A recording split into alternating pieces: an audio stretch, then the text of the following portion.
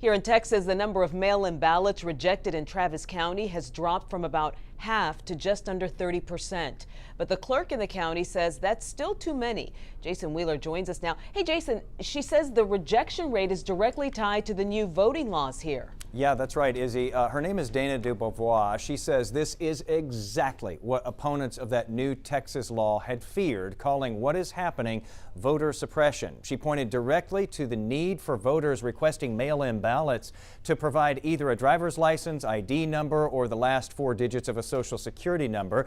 But here's the thing, it has to match voter registration records. Those applications are provided by the Secretary of State's office, but she says that some of the applications being turned in don't match records, are outdated, or don't even have the space for that information, or it's just being left blank. So here's a big sticking point though. She adds that the law prevents her from working directly with voters to correct the errors, and says that the Secretary of State's office hasn't provided assistance on how to fix all of these issues. So here's her advice to those who are needing to vote by mail. Call the party office. Since this is a primary, you're going to be voting in either the Republican Party or the Democratic Party primary.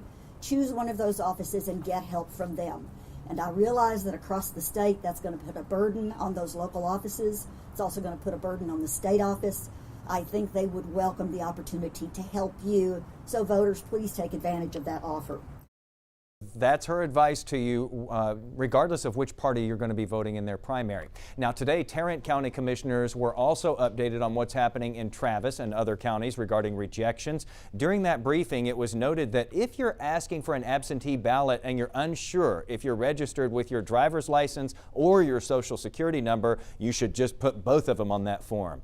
And going back to Travis County, down in the Austin area, the Secretary of State fired back at that clerk's claims that they haven't been helpful, saying it was their assistance that lowered the number of rejections. Now, if your application is rejected, you'll be mailed a new one to fill out. I should also note that supporters of the new law, which was passed by Texas Republicans, say that the changes provide election security, but opponents say it was based on false claims of election fraud and is clearly intended to keep certain people from voting. So a lot of changes this time around. Chris? Yeah, both sides clearly very passionate about their particular position. Thanks so much, Jason.